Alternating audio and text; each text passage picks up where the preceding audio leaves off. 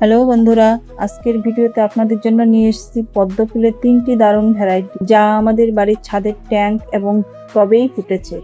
এই দেখুন, আমাদের প্রথম ভ্যারাইটি হলুদ পদ্ম, নাম লিংটিং চুং এআই। এই ফুলটি যখন প্রথম ফোটা শুরু করে তখন এর পাপড়িগুলো খুব আলতোভাবে উন্মুক্ত হতে থাকে, আর দেখতে দেখতে যখন এটি পুরোপুরি ফুটে ওঠে তখন এর সৌন্দর্য দেখে চোখ জুড়িয়ে যায়। এবার আসি চাইনিজ রেড শাওসামে। ফোটার প্রথম দুদিন এর গাঢ় গোলাপি রং নজর কাড়ে। এরপর থেকেই পাপড়ির গুলোর রং আস্তে আস্তে হালকা হতে শুরু করে। এই ফুলের পাপড়ির যে নকশা বা গড়ন, সেটা এত সুন্দর করে সাজানো, দেখলে মন ভরে যায়। দেখুন কি সুন্দর লাগছে। এবার দেখুন আমাদের তৃতীয় ভ্যারাইটি ভার্না। এর আকৃতি খুব বড়, হাতের পাশে ধরলেও বোঝা যায় ফুলের সাইজটা কতখানি বড়। ভিতরের দিকের পাপড়িগুলো সাদা আর বাইরের পাপড়িগুলো চমৎকার গোলাপি রঙের ছোঁয়া।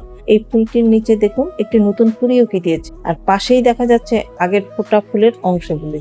আপনারা যদি এই পদ্ম গাছের পরিচর্যা বা পটিং করার পদ্ধতি জানতে চান, তবে উপরের আই বাটনে ক্লিক করে লিংক ভিডিওটি দেখতে পারেন। ভালো লাগলে অবশ্যই আমাদের সাথে থাকবেন, যাতে আমরা আরো নতুন ভিডিও নিয়ে আসতে পারি।